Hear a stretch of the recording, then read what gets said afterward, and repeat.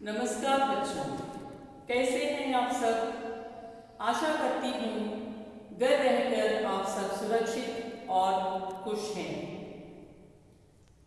आज हम चंद्रगुप्त मौर्य के बारे में पढ़ेंगे। ये भारतीय इतिहास के महानतम सम्राट थे। कहावत है कि महान व्यक्तियों के लक्षण बचपन से ही दिखाई देने लगते हैं। चंद्रगुप्त भी बचपन से ही राजा बनने के सपने देखते थे। राजा बनने के योग्य प्रतिभा और गुण उनमें बचपन से ही दिखाई देने लगे। इन्होंने पूरे भारत को एक साम्राज्य के अधीन में लाने में सफल रहे। इन्होंने 24 साल यानी 24 इयर्स तक शासन किया। तो बच्चों, आज हम उसी महान सम्राट के बचपन के कुछ घटनाओं के बारे में पढ़ेंगे। पार्ट 2 बालक चंद्रगुप्त ऐतिहासिक कहानी वीडियो 1। पात्र परिचय। चंद्रगुप्त मौर्य। चाणक्य एक ब्राह्मण। चंद्रगुप्त की माँ मुरा। मगध राज्य के राजा महापद्मनंद। चंद्रगुप्त के पिता मौर्य सेनापति। पाटलिपुत्र में मौर्य सेनापति का साधारण सा घर था। सम्राट महापद्मनंद के अत्याचार से मगध कांप रहा था। मौर्य सेनापति के बंदी हो जाने के कारण उनके कुटुंब का जीवन बड़े कष्ट से बीत रहा था। पाटलिपुत्र मगध राज्य की राजधानी है और वहाँ के राजा महापद्मनंद हैं और ये बहुत ही क्रूर राजा थे। इनके अत्याचार को देखकर लोग वहाँ डर रहे थे और उन्होंने मौर्य सेनापति यानी चंद्रगुप्त के पिता को बंदी बना लिया था और इसलिए उनका कुटुंब बहुत कष्ट से अपना जीवन बिता रहा था। एक बालक उसी घर के सामने खेल रहा था। कई लड़के उसकी प्रजा बने थे और वह राजा। उन्हीं लड़कों में से वह किसी को घोड़ा और किसी को हाथी बनाकर उन पर चढ़ता। वह राजा की तरह दंड तथा पुरस्कार देने का अभिनय भी करता। यानी यह बालक कुछ बच्चों को इकट्ठा करके राजा राजा खेल रहा था और उन्हें कुछ बच्चों को लेकर घोड़ा बनाता था और किसी को हाथी बनाकर उन पर चढ़कर खेलता था और राजा के जैसा ही अपराध करने पर दंड भी देता था और अच्छा करने पर पुरस्कार भी देने का अभिनय भी करता था। उसी ओर से एक ब्राह्मण जा रहे थे। उनका नाम था चाणक्य। वे बड़े बुद्धिमान थे। उन्होंने उस बालक की राजक्रीड़ा बड़े ध्यान से देखी। उनके मन में कौतूहल भी हुआ और कुछ विनोद भी सूझा। उन्होंने एक ब्राह्मण की तरह ही उस बालक राजा के पास जाकर याचना की। राजन, मुझे दूध पीने के लिए गऊ चाहिए।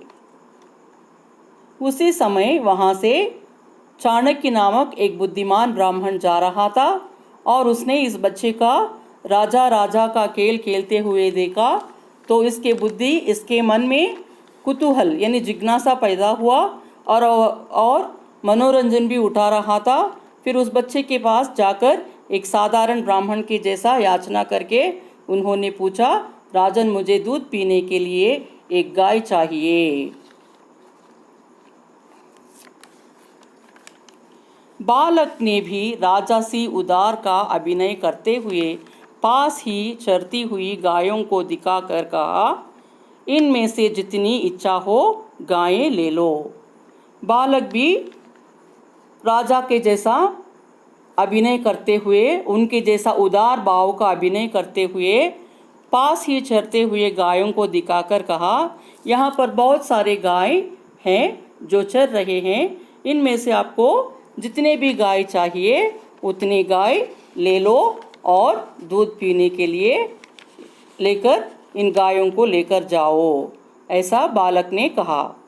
ब्राह्मण ने हंसकर कहा, राजन, ये जिसकी गायें हैं वह मारने लगे तो?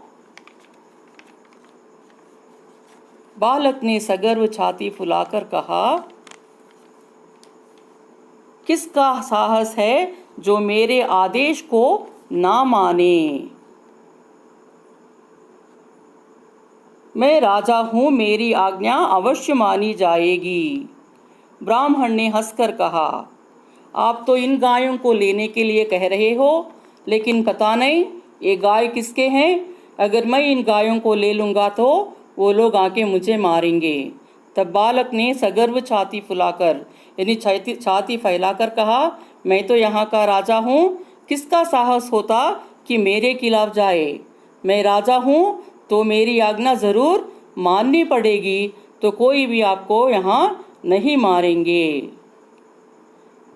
ब्राह्मण ने आश्चर्य से पूछा, राजन, आपका शुभ नाम क्या है?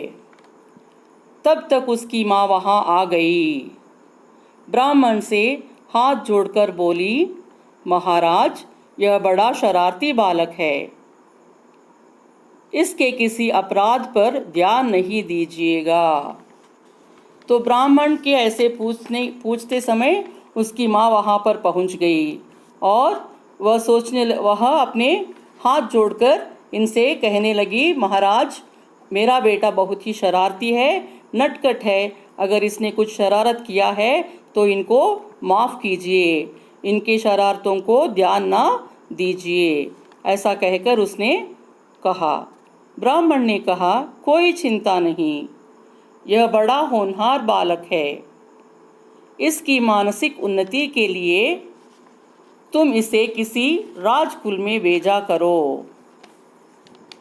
उसकी माँ रोने लगी और बोली, हम लोगों पर राजकोप है, मेरे पति राजा की आज्ञा से बंदी बना लिए गए हैं।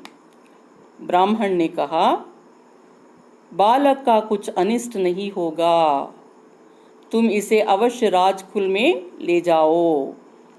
तो ब्राह्मण ने बालक की माँ से कहा, बालक बहुत ही होनहार है, बहुत ही बुद्धिमान है, इसकी मानसिक स्थिति के लिए, इसकी मानसिक उन्नति के लिए इनको एक राजकुल में भर्ती करो ताकि इसकी पढ़ाई हो सके।